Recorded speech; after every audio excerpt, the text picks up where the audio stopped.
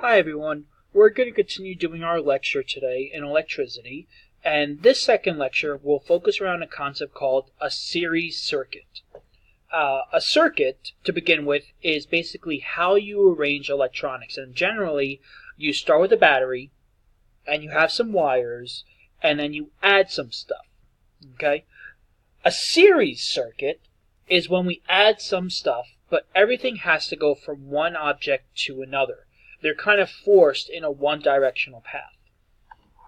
So where we actually start with here today, we start with this term voltage. Voltage describes the urgency or pressure for an electron to move in a circuit.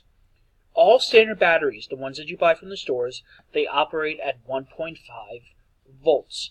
So if we take an analogy I mentioned to you guys before about the hallways, kids being in the hallways, current describes how many kids are moving in a hallway at a particular time. Voltage describes how essentially urgent or how much they desire to move. So for example, let's say you go from science class and then you go to lunch. Generally, if you guys buy lunch, you want to be at the front of the line. So there's a big urgency for you guys to get to lunch. But if there's a lot of people in the hallways, you guys can't always move as fast. So there's the relationship between current and voltage. Once again, current is how many kids are physically moving. Voltage is basically how quickly you want to move. Current is more of a everyone situation, where voltage is more of an individual situation. You guys may want to go somewhere, but the people in front of you don't. This brings us to Ohm's law, the relationship between current, voltage, and resistance. So once again, voltage is basically the urgency that you guys want to go in the hallways. Current is how many people are moving in the hallways at a given time. And resistance is what slows things down. So you guys can think, if there was no one in the hallways watching you, there was no resistance, you guys would do all kind of crazy shenanigans in the hallways, and we can't allow that. So there's people like teachers or security guards or administrators in the hallway basically telling you guys to slow down. Even though you have an urgency to go, those resistors are there to slow down the traffic so it's safe for everyone. So here is the third equation for this chapter that we do not have to remember. V equals IR, the voltage, which has the units of V or volts. The current, with the letter I, is A or amps. And R, the resistance, is ohms, or this omega sign, but we still call it ohms. A 1.5 battery is attached to a light bulb that produces 0.3 amps of current. What is the resistance of the light bulb? So folks, for the record here, as we get into circuits, we can actually start drawing them. This symbol right here, with a plus and a minus, take an educated guess, this actually represents a battery. And you have the two sides, the positive and the negative. Here, we just have some loose wires. That's what these straight lines represent. And the symbol for a light bulb, in case you were curious, you do two kind of loop-de-loops and a glass bulb over it. So the glass is the circle, and the loop-de-loops is the little wire. So this is the bulb. Okay? So once again, in normal situations, the electrons go out the negative, they go through, and then they have to go through the light bulb. That's electron flow. For conventional current, the current that we're actually going to use, and the actual current that we use in real life, we don't do it like this. We leave from the cathode. So in this case here, the red arrow is what you actually follow. The red arrow is what you actually follow. The black one is technically true, but in terms of commonality, we use this red one here.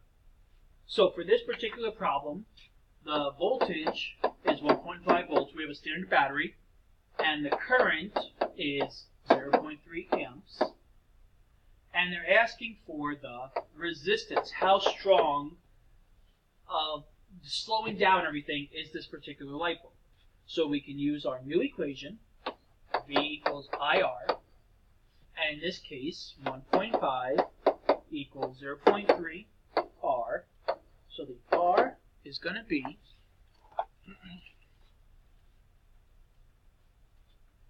5 ohms. And there's my little horseshoe there. So a little bit more details about series circuits. In a series circuit, there's a one-directional flow of electrons through all possible resistors. The current is the same value throughout the entire circuit.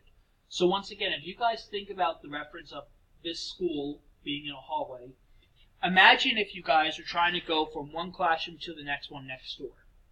Okay? One classroom to the one next door. You guys will basically go out the classroom door and then probably make a left-hand turn and then another left-hand turn, and you're actually where you are. With that being said, though, when you leave your door, you're going at a certain pace, and when you get to the next classroom, you're going at a certain pace. So it doesn't matter where you are in that little stretch of hallway, you're going to go the same speed. This is true especially if you have a lot of administrators or other people in the way telling you guys to slow down. The total resistance is all the resistors added up.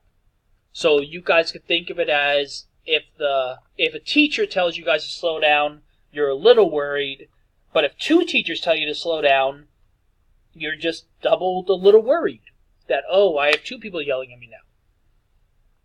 Then you have voltage drop by each resistor adds up to the total voltage. So in this case here, let's imagine that you have an urgency. You have to go to the bathroom. That's where you want to go. You want to go to the bathroom. You have an urgency to get there. Well, by the time you get to the bathroom, your bladder is empty. So all the stuff that was in your body has expelled your body. That's kind of a weird metaphor here, but that's the idea. They generally also relate this to tolls. If you're going through a toll plaza, if you have to pay for an entry ticket, whatever amount of money you had in the beginning all went towards paying the toll. So here's an example of what we're talking about. Look at the picture below. What is the total resistance? What is the current? And what is the voltage drop by each resistor?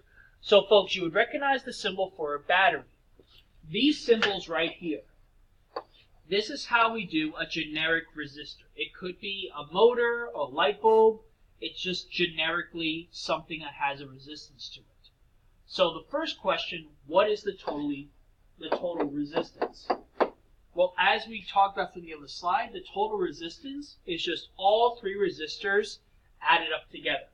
So in this case, the total resistance is 1 plus 6 plus 3, and we get a total resistance of 10 ohms. That's the total right now.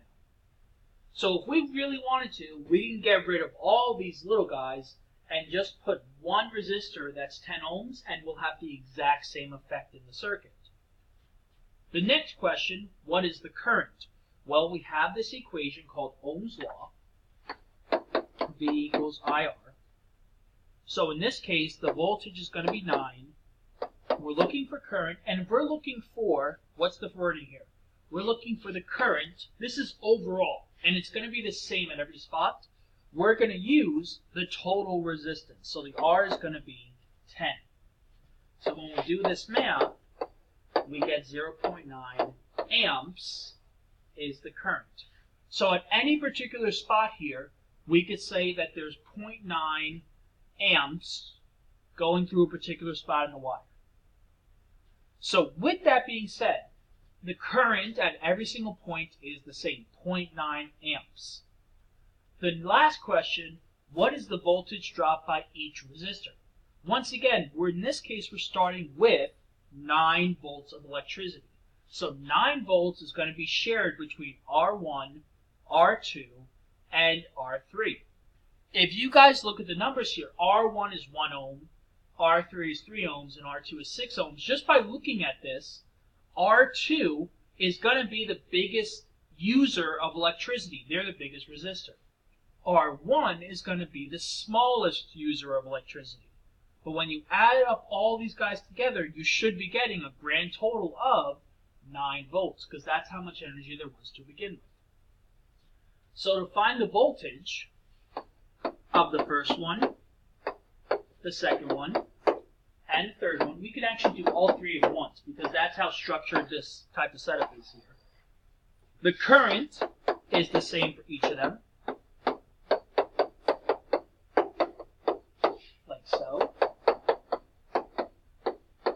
And in this case, the resistors, if we're talking about a particular resistor, that's what's going to change for each time. So if we're talking about V1, we're going to use R1. And in this case, R1 was, just scrolling up a second, 1 ohm. R2 in this case was 6 ohms. And R3 in this case was 3 ohms.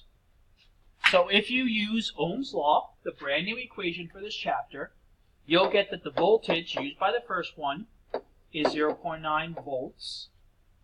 The one here